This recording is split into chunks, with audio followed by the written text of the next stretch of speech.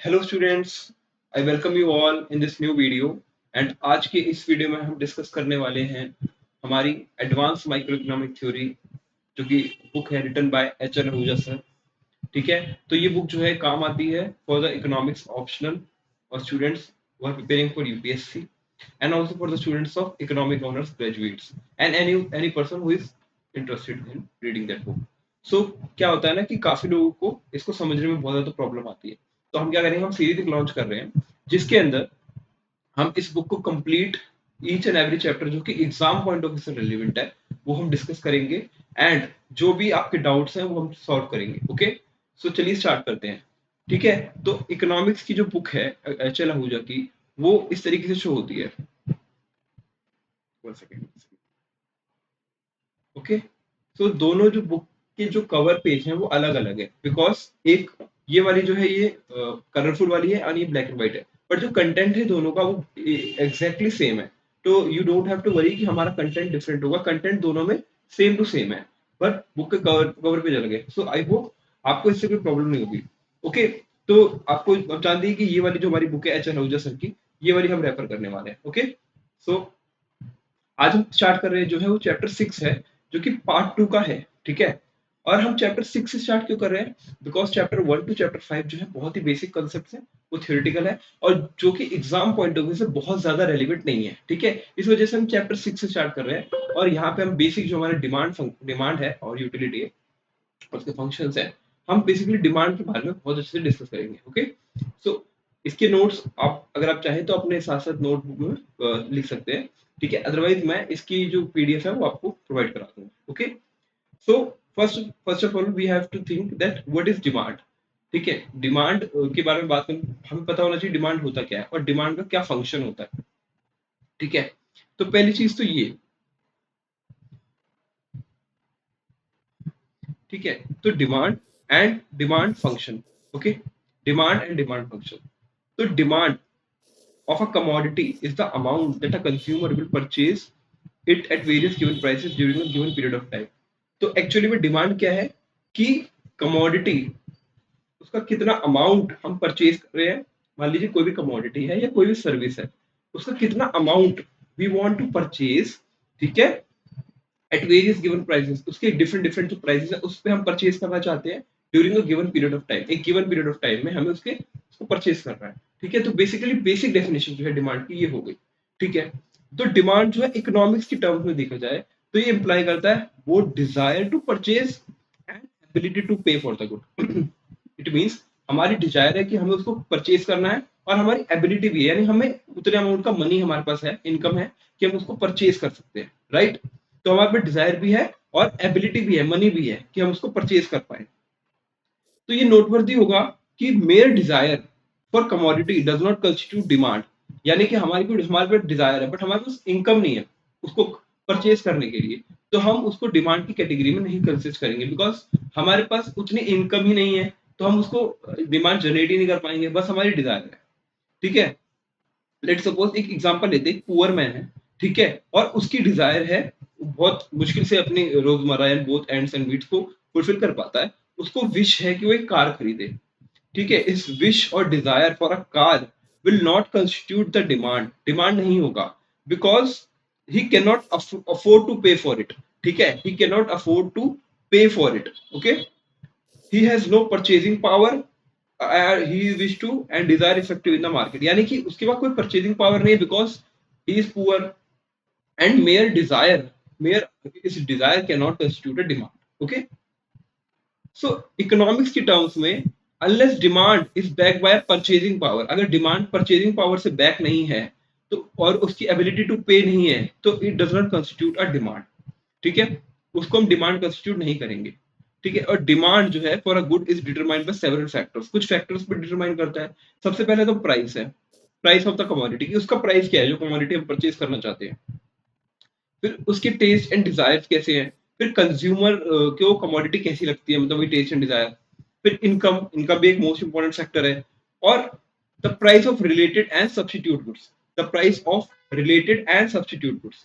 ठीक है, तो हम समझ चुके हैं कि डिमांड जो है कॉन्स्टिट्यूट करती है ऑन सेवरल फैक्टर्स। पहला फैक्टर है इनकम, वो पहला फैक्टर है प्राइस, यानी अगर प्राइस पे डिटरमाइन करती है तो उसको हम कहेंगे डायरेक्ट रिलेशनशिप, यानी डिमांड का और प्राइस का जो रिलेशन है, ठीक है, वो उसको हम कहेंगे कि वो एक पहला फैक्टर है जिससे डिमांड जो अफेक्ट होती है, और बाकी के अदर फैक्टर्स जो है इनकम, टेस्ट एंड प्रेफरेंसेस, ठीक है, ये अदर फैक्टर्स हैं। ओके, सो पहले हम समझते हैं कि हम तो डिमांड समझ चुके हैं, ठीक है, अब हम समझते हैं डिमांड और यूटिलिटी का बीच का क्या रिलेशनशिप है। डिमांड एंड यूटिलिटी के बीच का क्या रिलेशन है। Okay, so demand and utility, right. तो पीपल जो है डिमांड करते हैं goods because they satisfy the wants of the people, ठीक है। डिमांड करते हैं गुड्स की क्योंकि वो गुड्स, वो सर्विसेज उन लोगों की जरूरतें, नीड्स को पूरी करती है, वांट्स को पूरी करती है। तो यूटिलिटी क्या है? Utility means the amount satisfaction which an individual get after consuming that commodity, ठीक है। यूटिलिटी को हम कहते हैं want satisfying power of a commodity, कि कमोडिटी की वांट सेटिस्फाई करने की कितनी पावर है, ठीक है। इसको हम क्या कहते हैं, डिफाइन करते हैं, वांट सेटिस्फाइंग पावर, देखो यही लिखा हुआ है। सो यूटिलिटी जो है एक इंपॉर्टेंट डिटर्मिनेंट है डिमांड ऑफ अ कंज्यूमर के लिए फॉर गुड, और ये एज्यूम किया जाता है कि individual will try to maximise his utility और satisfaction for the goods they want to buy for consumption, यानी जो कंज्यूमर है वो अपनी यूटिलिटी, जो उसको सेटिस्फैक्शन मिल रहा है ना, उसको हाईएस्ट लेवल तक पहुंचाना चाहता है, ठीक है, बहुत ज्यादा ऊपर तक ले जाना चाहता है, सेटिस्फैक्शन को बहुत ज्यादा ऊपर ले जाना चाहता है, तो वो अपनी यूटिलिटी को इंक्रीज करना चाहता है, ठीक है। तो कंज्यूमर की जो डिमांड होगी for consumer good for their own satisfaction is called direct demand. अगर वो अपनी ओन सेटिस्फैक्शन के लिए कंज्यूमर जो है डिमांड करेगा किसी भी गुड को अपनी इंक्रीज करने के लिए, तो उसको हम कहेंगे डायरेक्ट डिमांड। क्या कहेंगे हम? डायरेक्ट डिमांड कहेंगे, ठीक है। तो हमने सबसे पहले क्या पढ़ा? हमने डिमांड के बारे में पढ़ा कि व्हाट इज डिमांड, ठीक है। डिमांड मीन्स कि we want to purchase a commodity on a given price in a given period of time, ठीक है, and we have desire and both ability to pay for the good, okay। and उसके बाद हम factors affect जो करते हैं demand को, वो होता है price, income of the consumer, taste and preferences, and price of related goods like substitute and complementary, ठीक है। उसके बाद डिमांड और यूटिलिटी हमने पढ़ा। तो यूटिलिटी क्या होती है? यूटिलिटी क्या है? Anything which satisfy any commodity which satisfy the wants of the consumer, ठीक है। तो यूटिलिटी क्या है? Want satisfying power of a commodity, ठीक है। और अगर कंज्यूमर जो है कंज्यूम करता है गुड्स को बहुत देर ओन सेटिस्फैक्शन, तो उसको हम कहेंगे डायरेक्ट डिमांड, ठीक है। इतना हमें समझ आ चुका है, ओके। तो देखिए, यूटिलिटी जो है एक सब्जेक्टिव एंटिटी है, ये वेराई करेगी from person to person. It means if I like ice cream, ठीक है, मुझे आइसक्रीम पसंद है, बट मेरा दोस्त है उसको आइसक्रीम पसंद नहीं है, तो अगर हम दोनों को आइसक्रीम दी जाएगी खाने के लिए, तो मैं जब आइसक्रीम कंज्यूम करूंगा तो मैं उससे ज्यादा सेटिस्फैक्शन डिराइव करूंगा as compare to my friend who doesn't like ice cream, तो उसको कम यूटिलिटी मिलेगी उससे और मुझको ज्यादा यूटिलिटी मिलेगी। इसका मतलब क्या है कि यूटिलिटी कोई फिक्स्ड टर्म नहीं है, ऑब्जेक्टिव नहीं है, ये सब्जेक्टिव है, ये वेराई करेगी फ्रॉम पर्सन टू पर्सन। मेरे लिए किसी चीज की कमोडिटी की कीमत ज्यादा हो सकती है या उसकी सेटिस्फेक्शन डिराइव करने की पावर ज्यादा हो सकती है as compare to my friend और एनी अदर पर्सन, राइट। तो it is a subjective concept, it derives from person to person, ठीक है। तो being subjective it varies with different persons, that is different persons derive different amounts of utility from a given period। so people जो होते हैं ना, लोग जो होते हैं, वो यूटिलिटी ऑफ गुड्स को मीन्स ऑफ इंट्रोस्पेक्शन की तरह लेते हैं, ठीक है। बहुत ज्यादा इंपॉर्टेंट पॉइंट नहीं है, बट एक समझने के लिए है कि मैं इंट्रोस्पेक्ट करता हूँ कि मेरे लिए ये ज्यादा चीज ज्यादा इंपॉर्टेंट है, तो I will derive more utility from that good by consuming it, okay, as compared to a other person। so consumer की जो चॉइस है ऑफ गुड्स, ठीक है, he buys is difficult task in the modern economic system as thousands of goods and services are available in the market। यानी कि consumer की जो choice है गुड्स की, वो डिपेंड करती है ऑन डिफरेंट फैक्टर्स, बिकॉज आज के टाइम पे ईच एंड एवरी मार्केट में बहुत ज्यादा गुड्स की अवेलेबिलिटी है, ठीक है। तो thousands of goods and service available है मार्केट में। तो टास्क जो है सबसे इंपॉर्टेंट, जो डिफिकल्ट टास्क है बाय कंज्यूमर के लिए, कि वो कौन सी गुड को परचेज करे, कितना अमाउंट में परचेज करे, ठीक है। But the quantity of goods the consumer buy are constrained by the income. It mean I have a particular income, I have a particular limit in of income, like I suppose I have earning of 20,000 per month, so I cannot spend more than 20,000 because I don't have any extra amount of money with us with me, ठीक है। तो क्या करेंगे हम? उसी 20,000 में हमें goods को कितना क्वांटिटी में परचेस करना है, कौन कौन सा गुड्स, हमें चूज करना पड़ेगा, because we have scarcity of income, right. Income हमारा लिमिटेड है। तो जो कंज्यूमर की जो चॉइस है वो अफेक्ट होती है mostly bye the income of the consumer. देखिए कौन नहीं चाहता, जैसे एग्जांपल दिया, कौन नहीं चाहता कि वो होंडा सिटी कार खरीद ले या ताज होटल में जाके आराम से बैठे वहां पे डिनर करे, बट और लिव करे एक अच्छे बंगलों में, ठीक है। बट वो जो इनकम होती है ना, वही उस बंदे को रोकती है, उसको कंस्ट्रेंट करती है कंज्यूमर को कि वो बाय करे उस गुड को। तो कंज्यूमर यहाँ पे क्या है, फेस कर रहा है कंस्ट्रेंट ऑप्टिमाइजेशन प्रॉब्लम, ठीक है। इनकम जो है उसको कंस्ट्रेंट कर रही है, रोक रही है कि हम कितना परचेज कर सकते हैं। यहाँ पे कंस्ट्रेंट ऑप्टिमाइजेशन प्रॉब्लम एक कंसेप्ट है जो कि निकल के आता है, ओके। और अब हम पढ़ते हैं डिमांड एंड क्वांटिटी डिमांडेड, ठीक है। हमने डिमांड और यूटिलिटी के कॉन्सेप्ट को पढ़ लिया, अब हम डिमांड और क्वांटिटी डिमांडेड के कॉन्सेप्ट को पढ़ेंगे। तो डिमांड फॉर अ गुड जो है डिटरमाइन करता है सेवरल फैक्टर जो हमने पढ़ा, taste and preferences, income of the consumer, price, ठीक है, price of related good, substitute और कॉम्प्लीमेंट्री, ठीक है। When there is change in any of the factors, अगर किसी भी फैक्टर में चेंज हुआ तो डिमांड जो है कंज्यूमर की वो चेंज हो जाएगी। अगर इंडिविजुअल कंज्यूमर की डिमांड है और मार्केट की जो डिमांड है वो डिस्टिंग्विश करेगी, ऑब्वियस सी बात है। इंडिविजुअल में एक पर्सन की डिमांड की बात हो रही है, मार्केट के अंदर ऑल द इंडिविजुअल कंज्यूमर्स जब उनकी डिमांड को सम अप कर देंगे तो वो मार्केट डिमांड में आ जाएगा। तो मार्केट डिमांड ऑब्वियस सी बात है डिस्टिंग्विश करेगी फ्रॉम द इंडिविजुअल डिमांड। तो market demand of a good for a good is the total sum of demands. Market demand for a good is the total sum of demands of all the individual consumers who purchase the commodity at various prices in the market in a period. क्या मतलब है कि market demand जो है किसी भी good की, वो टोटल सम है of all the individual demands who purchase the commodity at various prices in a given period of time, ठीक है।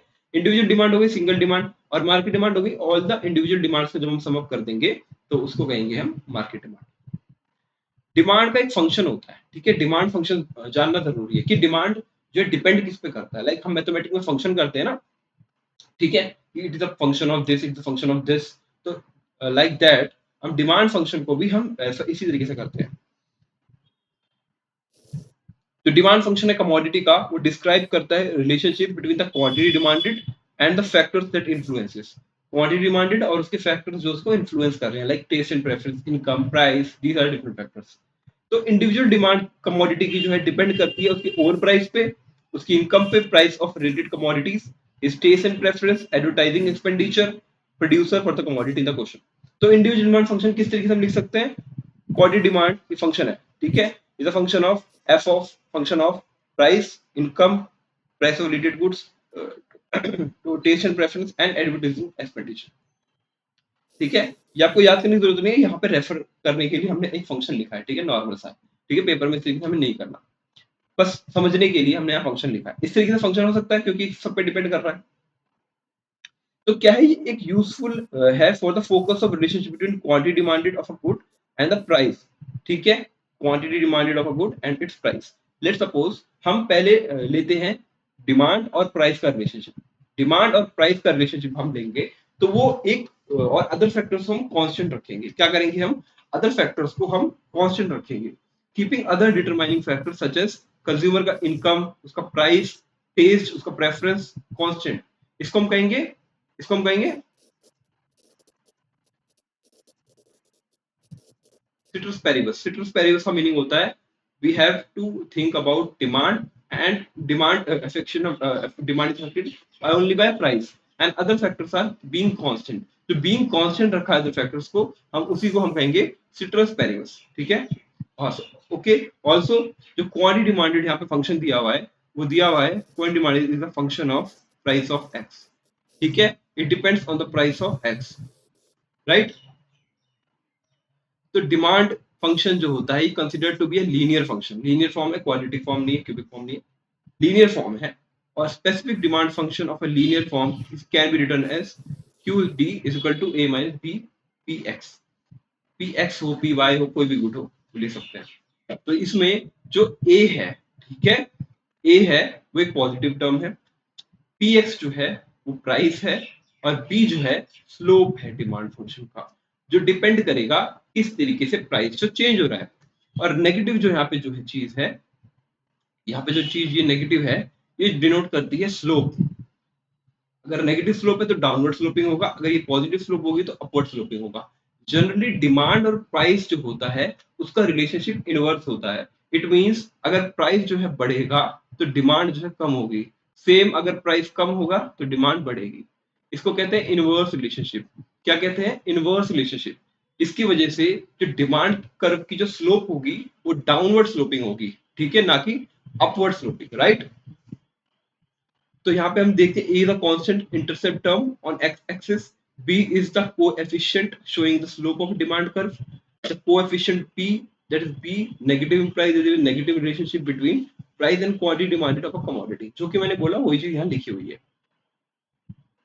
ठीक है। तो when there is a change in the other determining factors which are held constant such as income, taste, price of related commodities, whole demand curve will shift। ठीक है, एक चीज और, अगर प्राइस और डिमांड में चेंज होता है तो जो कर्व होगा वो अपने अलोंग ही मूव करेगा, ठीक है। प्राइस ऊपर जाएगा तो कर्व ऊपर जाएगा, ऊपर नीचे जाएगा, प्राइस नीचे जाएगा तो कर्व ऊपर जाएगा। इट मींस वो सेम डिमांड फंक्शन कर्व पे ही ऊपर नीचे मूव करेगा। इसको कहते हैं movement along the demand curve.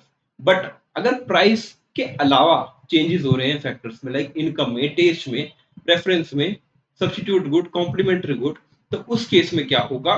उस केस में डिमांड फंक्शन राइट वर्ड ये लेफ्ट वर्ड शिफ्ट कर जाएगा, ठीक है। ये जो चीज मैंने बोली आपको बहुत अच्छे से ध्यान रखनी है कि वो शिफ्ट कर जाएगा, okay. Let's suppose if income increases तो होल डिमांड कर्व जो है शिफ्ट हो जाएगा राइट साइड को, बिकॉज अब हम ज्यादा कमोडिटी परचेज कर सकते हैं। ऑन द कॉन्ट्रेरी अगर इनकम डिक्रीज कर गई तो होल डिमांड कर्व जो है वो शिफ्ट हो जाएगा लेफ्ट वर्ड। तो सिमिलरली ये जो चेंजेस होते हैं अदर डिटरमाइनिंग फैक्टर्स में, like taste, price of related commodities, advertising expenditure, ये क्या कॉज करते हैं? कॉज करते हैं change in the demand curve and are therefore called as shift factors. क्या कहते हैं हम? शिफ्ट फैक्टर्स, ठीक है। आपके सामने मैं एक डिमांड कर्व बना के शो कर सकता हूं आपको, ओके, छोटा सा डिमांड कर्व।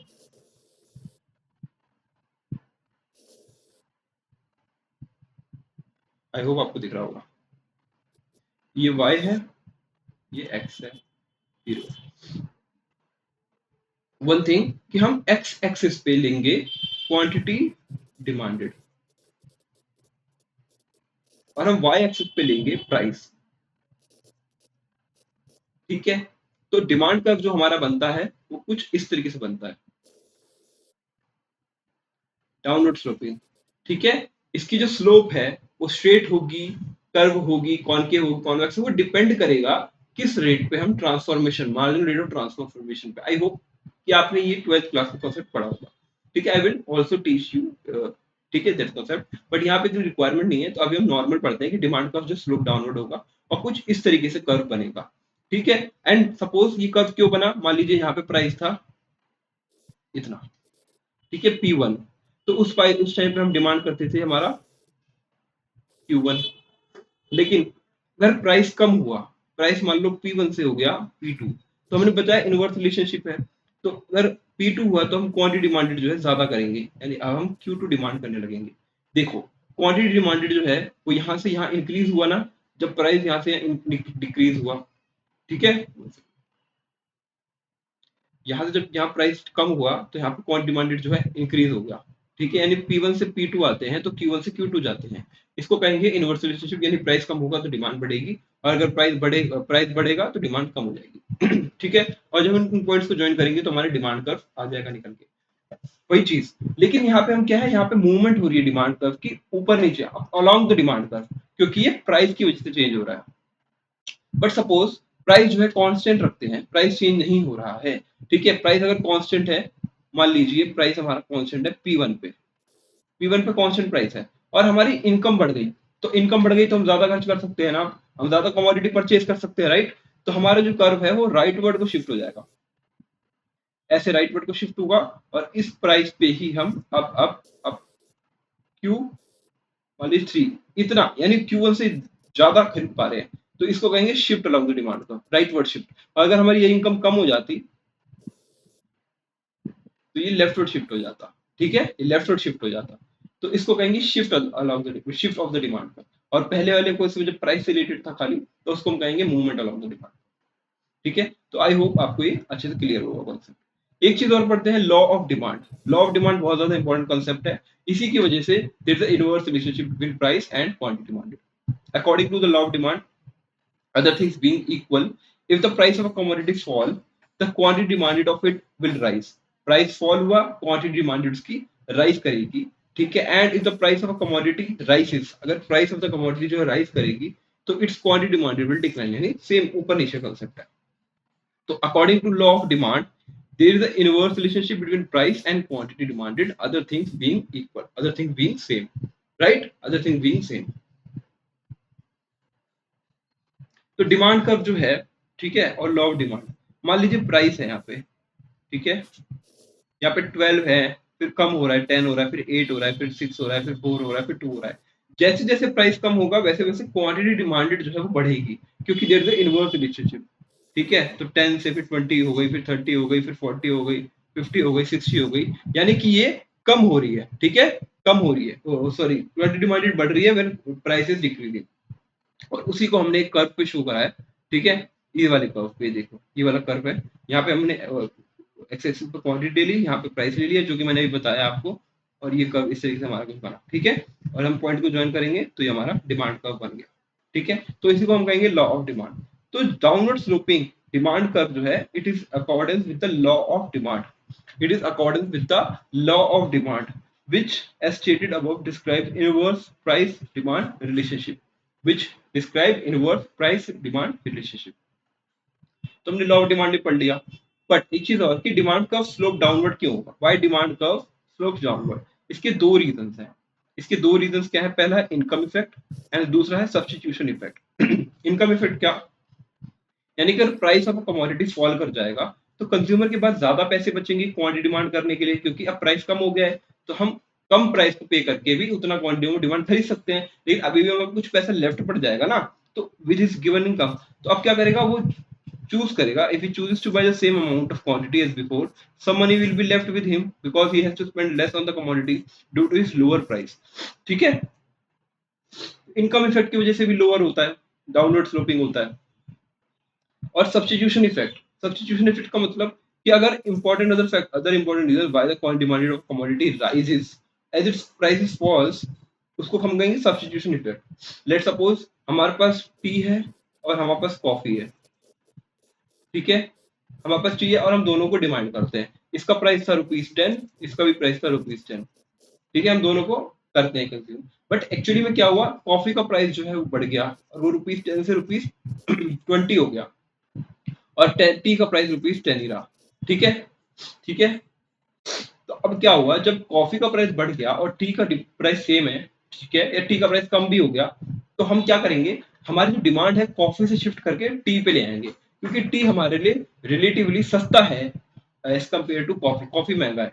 तो इस वजह से भी हमारी जो प्राइस और डिमांड का रिलेशनशिप वो इनवर्स होता है, क्योंकि अगर उसका प्राइस बढ़ गया तो उसकी डिमांड, यानी कॉफी की डिमांड जो है कम हो जाएगी, और कॉफी का जो प्राइस है वो अगर कम होगा तो इसको कहेंगे सब्स्टिट्यूशन इफेक्ट। ठीक है, सब्स्टिट्यूशन इफेक्ट। और जो टी की डिमांड है वो प्राइस के अलावा वाले फैक्टर से डिटरमाइन कर रही है, इसीलिए प्राइस और वो जो डिमांड है, मान लीजिए अगर हम दोनों कर्व बनाते हैं, इसका कर्व अगर कॉफी का बनाएंगे और इसका हम टी का बनाएंगे, तो पहले के दोनों कर्व मान लीजिए सेम सेम था, सेम सेम कर्व था। ठीक है, तो हम पहले यहाँ पे थे, यहाँ इतनी क्वांटिटी डिमांड करते थे Q1, अब प्राइस बढ़ गया तो हम क्या करेंगे, Q2 डिमांड करेंगे, यानी प्राइस जो है क्वांटिटी जो है कम हो गई। बट टी की केस में प्राइस तो चेंज हुआ ही नहीं, तो हम क्वांटिटी Q1 कर रहे थे मान लीजिए। अब क्या हुआ, इसकी वजह से हम शिफ्ट कर रहे हैं टी पे, तो टी पे है जो है शिफ्ट हो रहा है, बट अदर फैक्टर्स की वजह से, ना कि प्राइस की वजह से। तो ये कर्व जो है शिफ्ट होगा राइटवर्ड इस तरीके से, और इसी प्राइस पे हम ज्यादा क्वांटिटी परचेज कर पाएंगे Q2। ठीक है, ये ज्यादा क्वांटिटी है क्योंकि शिफ्ट हो गया, हमारी डिमांड शिफ्ट हो गई यहाँ पे, राइट। तो आई होप आपको ये वाला कॉन्सेप्ट समझ आया हो। सो हमने इनकम इफेक्ट और सब्स्टिट्यूशन इफेक्ट को पढ़ लिया। ठीक है, अब हम बढ़ते हैं एक्सेप्शंस क्या है लॉ ऑफ डिमांड की, what are the exceptions to the law of demand. ठीक है, पहला है गुड्स हैविंग प्रेस्टीज वैल्यू, अगर वेवलन इफेक्ट है। देखो हमने क्या पढ़ा कि अगर प्राइस बढ़ेगा तो डिमांड कम होगा, और प्राइस कम होगा तो डिमांड बढ़ेगा। ये नॉर्मल गुड्स का केस है। बट अगर हमारे पास कुछ एक्सेप्शंस हैं तो वहां पे लॉ ऑफ डिमांड अप्लाई नहीं होगा। यानी कि अगर प्राइस बढ़ेगा तो क्वांटिटी डिमांडेड बढ़ सकती है, ठीक है, और प्राइस कम होगा तो क्वांटिटी डिमांडेड कम हो सकती है। किस केस में होगा? लग्जरी गुड्स के केस में, गिफन गुड्स के केस में, वेबुलेंट गुड्स के केस में, वो हम डिस्कस करते हैं, ठीक है। मान लो पहला केस है हमारा गुड्स हैविंग प्रेस्टीज वैल्यू, इनको हम वेबुलेंट गुड्स कहते हैं, वेबुलेंट इफेक्ट कहते हैं। One exception to the law of demand is associated with the name of the economist Thorstein Veblen, who propounded the doctrine of conspicuous consumption. उन्होंने एक डॉक्ट्रिन को establish किया था जिसको हम कहते हैं कॉन्स्पिशियस कंजम्पशन। और इनके हिसाब से, वेबलन जी के हिसाब से, some consumers measure the utility of a commodity entirely by its price. Entirely by its price के ऊपर ही क्वांटिटी डिमांडेड कितनी कंज्यूम कर रहे हैं वो डिपेंड करती है।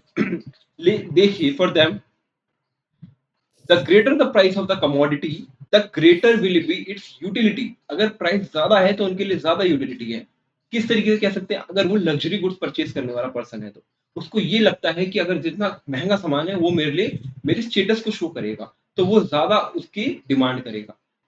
ठीक है, हम आईफोन, एक ट्रेंड है कि हम आईफोन खरीदते हैं। क्यों खरीदते हैं? Because it is expensive and it is showing some kind of status in the society. एक स्टेटस को सिंबल की तरह हम उसको यूज करते हैं आईफोन को। तो इस तरीके से हम कहते हैं कि ये ग्रेटर प्राइस होगा कमोडिटी का तो हम ग्रेटर डिमांड करेंगे। For example like diamonds considered as prestige good in the society. तो upper state of the society जो है वो क्या करेगा? हायर प्राइस होगा डिमांड्स का, तो उनकी प्रेस्टीज वैल्यू उनके लिए हायर हो जाएगी और देयरफॉर वो ग्रेटर यूटिलिटी और डिजायरेबिलिटी वहां से रिसीव करेंगे, वहां से ज्यादा यूटिलिटी रिसीव करेंगे क्योंकि उसका प्राइस बहुत ज्यादा है, वो प्रेस्टीज वैल्यू कैरी करता है। तो आई होप आपको वेबलेंट गुड यानी वेबलेंट इफेक्ट तो समझ आ गया होगा, ठीक है। एक दूसरा केस होता है गिफन गुड्स का। गिफन गुड्स, यहाँ पे ये एक दूसरा एक्सेप्शन है लॉ ऑफ डिमांड का कि अगर सर रॉबर्ट ग्रिफन ने, पहले बताते हैं, रॉबर्ट ग्रिफन ने इस कॉन्सेप्ट को इंट्रोड्यूस किया था गिफन गुड्स का। उन्होंने ऑब्जर्व किया कि जब ब्रेड का प्राइस बढ़ जाता है, जो ब्रेड कंज्यूम कर रहे हैं पर्सन उसका प्राइस बढ़ जाता है, तो लो पेड ब्रिटिश वर्कर्स जो हैं, जो कम सैलरी वाले वर्कर्स हैं 19th सेंचुरी में, वो ज्यादा ब्रेड को परचेज करने लग गए। And not less than of it, this is contrary to the law of demand described above. यानी कि प्राइस अगर ब्रेड का इंक्रीज हो रहा है तो उसको वो ज्यादा कंज्यूम क्यों करेंगे? वो कम कंज्यूम करना चाहिए ना अगर प्राइस बढ़ रहा है तो। ये एक उल्टा इफेक्ट 19th सेंचुरी में गिफन सर ने देखा, रॉबर्ट गिफन सर ने। तो the reason for this is that these British workers consumed a diet of mainly bread। Bread की डाइट ज्यादा कंज्यूम करते थे। और when the price of bread went up, जब ब्रेड का प्राइस बढ़ गया, they were compelled to spend more on given quantity of bread। ऐसा बिकॉज इसलिए क्योंकि उनकी डाइट का पार्ट था। क्या था? So actually what happened that the British workers they demanded more of bread if the price when the price increased। because क्या हुआ था? जब प्राइस बढ़ा ब्रेड का तो एक्चुअली में होना क्या चाहिए था? उनको ब्रेड को कंज्यूम कम करना चाहिए था, बट एक्चुअली में हुआ क्या? उन्होंने ज्यादा क्वांटिटी ऑफ ब्रेड को कंज्यूम करा because they were mostly dependent, their diet was most dependent on the bread. तो अगर ब्रेड का प्राइस बढ़ भी जाएगा तो इसका ये मतलब नहीं है कि जो हम अपने डाइट का हिस्सा उसको छोड़ देंगे। यानी जो बेसिक नेसेसिटी है वो तो रिक्वायरमेंट है ना फुलफिल करने के लिए, इस वजह से उसकी डिमांड जो है कम नहीं हुई क्योंकि because bread was the part of their diet, ठीक है। तो वो they were compelled to spend on the given quantity of bread, therefore they could not afford to purchase as much meat as before। it means कि if there was some income, the person workers have some income and they are consuming it on bread and on meat, but when the price of bread will increase they want to go to meat but they don't have much income left to go to meat because they already spent most of their income on the bread because the price of the bread has been increased। so इसका मतलब ये है कि bread के price की increase होने की वजह से हमने अपना ज्यादा क्वांटिटी ऑफ इनकम जो है ब्रेड पे ही खर्च करना चाहा क्योंकि वो हमारी डाइट का हिस्सा था और हमारे पास कम पैसे बचे टू अदर कमोडिटीज। तो इस केस में क्या हुआ कि प्राइस के बढ़ने से डिमांड जो है बढ़ गई। डिमांड ओब्वियसली कम होती है लेकिन डिमांड बढ़ गई क्योंकि it's a part of there necessity. Thus, they substituted even bread for meat in order to maintain their intake of food। यानी मीट जो अभी तक कंज्यूम करते थे, मीट कुछ बचा हुआ पैसा, अब वो भी पैसा इन्होंने ब्रेड पे ही लगा दिया क्योंकि ब्रेड का प्राइस बढ़ चुका है।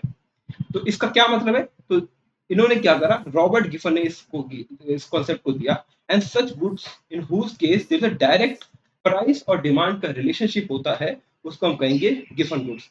क्या कहेंगे हम? गिफन गुड्स कहेंगे। Okay, so when the rise in the price with the rise in the price of given goods, its quantity demanded will increase. With a fall in the price, its quantity demanded will decrease. The demand curve will slope upward to right and not downward. यानी इसके अंदर demand curve जो होगा वो upward sloping होगा, not downward sloping. ये both case है Veblen goods के अंदर जहां पे लग्जरी गुड्स हैं, और गिफन गुड्स जो कि ये वाले गुड्स हैं। ठीक है, तो इनके अंदर जो डिमांड होगी वो हमारी अपवर्ड स्लोपिंग होगी राइट साइड में। ये हमारी डिमांड कर्व, राइट, ये हमारी डिमांड कर्व है। अब हम बढ़ते हैं मार्केट डिमांड की तरफ। ठीक है, मार्केट डिमांड कर्व क्या होता है? देखो, ये एक हमारी, मान लीजिए ये सपोज करते हैं ये हमारी डिमांड ऑफ ए है, तो ये demand of A demand curve इस तरीके से बना, और ये हमारी डिमांड ऑफ बी है, ये इस तरीके से बना। ठीक है, इस तरीके से बना और ये इस तरीके से बना डिमांड कर्व। ठीक है, यहाँ पे 2 और 4 क्वांटिटी कंज्यूम कर रहे हैं at price P1 and P2, और यहाँ पे 3 और 6 क्वांटिटी कंज्यूम कर रहे हैं price P1 and P2। But market demand में क्या हुआ, हमने इन दोनों की डिमांड को क्लब कर दिया, सम अप कर दिया। मान लो P1 प्राइस पे ही अब क्या है, पहले P1 पे 2 करता था ये, और ये 3 करता था, यानी 3 और 2 टोटल हो गया 5, तो अब 5 कर रहा है। यानी मार्केट डिमांड के हिसाब से ये कर्व जो है वो दोनों की डिमांड को शो करेगा, और प्राइस P2 पे 4 और 6 का सम हो गया 10। ठीक है, और इसमें जो डिमांड कर्व है वो थोड़ा फ्लैटर बनेगा। यहाँ पे देखो स्टीप बन रहा है, थोड़ा नीचे जा रहा है, और यहाँ पे हल्का सा कर्व फ्लैट है। इसका मीनिंग क्या है कि market demand curve will be more flatter as compare to the individual demand curve, और individual demand curve will be more cheaper. यानी चीपर का मतलब इस तरीके से थोड़ा सा, और फ्लैटर का मतलब थोड़ा सा इस तरीके लेटे हुए, थोड़ा लेटे हुए तरीके से। तो we can graphically obtain the market demand curve by making horizontal addition. Horizontal मतलब P1 एडिशन हो गया P1, यानी 2 + 3 5 4 + 6 10, हॉरिजॉन्टल समेशन हो रहा है of the demand curve individual buying the commodity. तो हमने मार्केट डिमांड समझा। The market demand curve slopes downward to the right, since the individual demand curve, whose literal summation gives us the market demand, normally slope downward the right. Besides the price of good fall, it very likely that the new buyer will enter the market and will further raise the quantity demanded of the goods. This is another reason why market demand curve slopes downward to the right. ये एक another reason है कि क्यों market demand का slope जो है rightward होता है टू द राइट। वही जो मैंने आपको अच्छे से डिस्कस किया वही चीज लिखी हुई है। अब हमने बात कर रही है शिफ्ट इन द डिमांड। हमने इंडिविजुअल डिमांड कर्व पढ़ लिया, मार्केट डिमांड कर्व पढ़ लिया, यूटिलिटी पढ़ लिया, काफी सारी चीजें पढ़ ली। ठीक है, गिवन गुड्स वेबलेंट गुड्स भी पढ़ ली। अब हम पढ़ेंगे शिफ्ट क्यों होता है डिमांड कर्व, और मैं ऑलरेडी आपको बता चुका हूँ कि शिफ्ट क्यों होता है, इनकम, टेस्ट एंड प्रेफरेंस और अदर कमोडिटीज की वजह से, as compare to price. Price fix है तो शिफ्ट होगा डिमांड कर्व में। तो वही चीज है यहाँ पे, देखो ये प्राइस है, ये क्वांटिटी डिमांडेड है। ठीक है, और ये हमारा डिमांड कर्व है ओरिजिनल वाला। ठीक है, डी। तो प्राइस देखो सेम है, प्राइस सेम। अब क्या हो रहा है, या तो इनकम बढ़ेगी, अगर मान लो इनकम बढ़ती है तो प्राइस डिमांड का जो राइट वर्ड शिफ्ट होगा, और ये हमारा नया डिमांड कर्व होगा, और यहाँ पे हम गिवन क्वांटिटी डिमांड करेंगे। और अगर प्राइस इनकम कम होती है, प्राइस सेम है, इनकम कम होती है, तो D2 पे शिफ्ट कर जाएंगे लेफ्ट वर्ड, और हमारी क्वांटिटी जो है Q2 हो जाएगी। तो इसको हम कहेंगे shift along the demand curve. ठीक है, तो यही एक्सप्लेनेशन दिया हुआ है, कुछ एक एग्जांपल लिया है, अगर आपको लिखना है तो आप लिख सकते हैं। यही जो इसको हमने किस तरीके से राइट और लेफ्ट शिफ्ट किया, यही यहाँ पे लिखा हुआ है। To begin with demand DD market demand curve. Now suppose income, देखो इनकम इंक्रीज हुई कंज्यूमर की से due to the hike in the wage और सैलरीज। एज अ रिजल्ट क्या हुआ, they will demand more of a product at each price, causing a shift in the demand curve to the right, causing a shift in the demand curve to the right from DD to D1. It will seen that at price OP with demand curve DD, the consumer will buy OQ quantity, वही OQ quantity इस वाली में। ठीक है, quantity of the product with right word shift होगा तो D1 पे वो OQ1 क्वांटिटी कंज्यूम करेगा, और अगर लेफ्ट वर्ड शिफ्ट होगा, ठीक है, तो D2 पे वो Q2 क्वांटिटी कंज्यूम करेगा। वही चीज लिखी हुई है। तो डिमांड फंक्शन जो है स्पेसिफाई करता है relationship between quantity demanded of a product with many independent variables, with many independent variables. और डिमांड कर्व जो है प्रोडक्ट का एक ग्राफिक रिप्रेजेंटेशन है। अगर कोई एग्जाम में पूछ ले कि डिमांड कर्व का ग्राफिक डेफिनेशन क्या है, तो it's a graphic representation of only a part of the demand function with the price of the product as the only independent variable. बहुत ज्यादा कंफ्यूजिंग लगे मत लिखना, कोई दिक्कत नहीं है, एक बुक में लिखी हुई है तो मैंने आपको रेफर करने के लिए यहाँ लिख दी। तो इफेक्ट क्या होगा, change in the variable other than the price estimate above as shown through shift in the demand curve. वही जो चीज हमने shift in the demand curve के थ्रू समझी। कुछ एक्सटर्नैलिटीज होती हैं, आई थिंक कुछ एक्सटर्नैलिटीज होती हैं, ठीक है, नेटवर्क एक्सटर्नैलिटीज, नेगेटिव चीज कह सकते हैं, नेगेटिव चीज होती है। एक्सटर्नैलिटीज पॉजिटिव भी होती हैं, नेगेटिव भी होती हैं, जनरली हम नेगेटिव कंसीडर करते हैं। तो network externalities are a specified kind of externalities in which one individual utility for a good depends on the number of other people who consume the commodity। यानी एक person की, individual person की जो utility है उस good से, वो depend करेगी on number of factors on the people who consuming the commodity. ठीक है, नहीं समझ आया होगा, हम एक बार अच्छे से समझ के करते हैं क्या होता है। मान लीजिए यहाँ पे दो इफेक्ट होते हैं नेटवर्क एक्सटर्नैलिटीज के, एक होता है बैंड वैगन इफेक्ट और एक होता है स्नॉब इफेक्ट। ठीक है, दो इफेक्ट्स होते हैं, हम पहले बैंड वैगन इफेक्ट समझते हैं। देखो यहाँ पे क्या है, पॉजिटिव नेटवर्क एक्सटर्नैलिटी है। देखो दो मैंने बोले, पॉजिटिव होता है, नेगेटिव होता है। अगर पॉजिटिव है तो बैंड वैगन इफेक्ट है। Existence of positive network externalities give rise to a bandwagon effect. Bandwagon effect को राइज करता है। तो बैंड वैगन इफेक्ट जो है रेफर करता है डिजायर और डिमांड फॉर अ गुड। क्या करता है, रेफर करता है डिजायर और demand for a good by a person who want to be in a style because possession of goods is in fashion and therefore many others have it। क्या हुआ यहाँ पे पॉजिटिव एक्सटर्नैलिटी, देखो externality क्या होती है, जब हम अफेक्ट होते हैं बाहर के एटमॉस्फेयर से या बाहर के किसी पर्सन से, ना कि हमारी इंडिविजुअल अंदर की डिमांड, मतलब अंदर हम क्या सोच रहे हैं उससे। मान लो हम बाहर जा रहे हैं और हम पोल्यूशन है, तो उससे हमें नेगेटिव एक्सटर्नैलिटी मिल रही है, हमें उससे अफेक्ट हो रहा है। और हम गार्डन में घूम रहे हैं और वहां पे बहुत अच्छी हवा चल रही है, ठीक है, विंड्स, बहुत सारे फ्लावर्स है, हमारे को अच्छा लग रहा है, तो क्या है ये पॉजिटिव एक्सटर्नैलिटी है।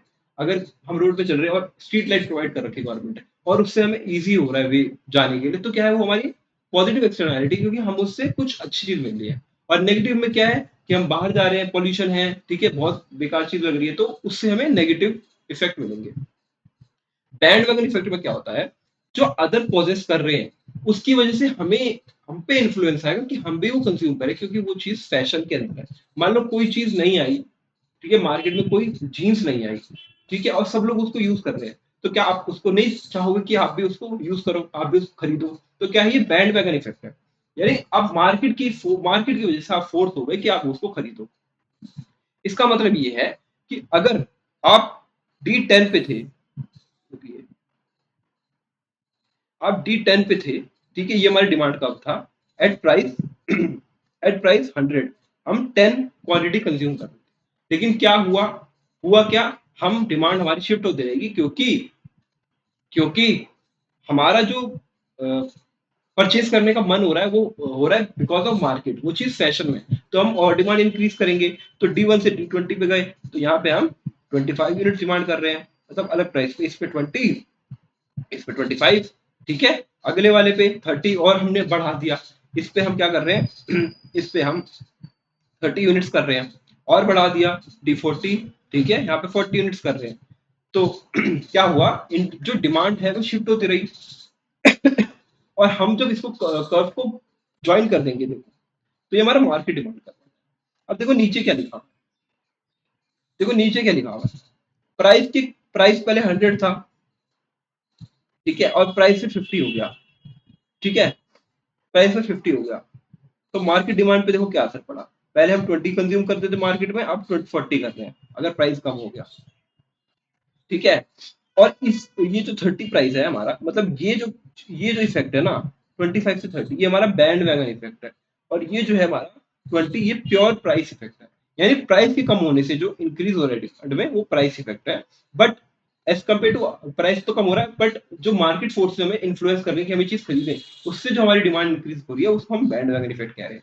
ठीक है, बहुत ज्यादा कंफ्यूज होने की जरूरत नहीं है, सिंपल सा ये डायग्राम आपको समझ आना चाहिए और इसका क्या मीनिंग है एक्सटर्नैलिटी का, बैंडवैगन का, वो समझ आना चाहिए। तो यही चीज मैंने यहाँ पे अच्छे से डिस्कस करी है, जो चीज हमने यहाँ पे लिखी है। तो एक बार आप इसको रीड कर लेंगे, क्लियर हो जाएगा। ठीक है, इसको पॉज करके रीड कर लेना। ठीक है, तो दस ए बैंड वैगन इफेक्ट जो है एक एग्जांपल है पॉजिटिव नेटवर्क एक्सटर्नैलिटी का, इन विच जो क्या होगा, क्वांटिटी डिमांड जो होगा गुड का, वो इंडिविजुअल बाय करेगा, इंडिविजुअल इंक्रीज करेगा in response to the increase in the quantity purchase by other individuals. यानी अदर इंडिविजुअल्स परचेज कर रहे हैं तो I am also influencing to purchase that, I am also influence to purchase that quantity. ठीक है, और एक होता है हमारा स्नॉब इफेक्ट, हमने स्नॉब इफेक्ट भी पढ़ना है। ये in case of network externalities are negative, हमने पॉजिटिव वाला पढ़ लिया, अब हमें नेगेटिव वाला पढ़ना है। स्नॉब इफेक्ट अराइज करता है, स्नॉब इफेक्ट अराइज करता है to the desire to possess a unique commodity having a prestige value. Snob effect कब आता है, जब हमारी डिजायर होती है कि हम ऐसी कमोडिटी परचेज करें जिसकी प्रेस्टीज वैल्यू बहुत है।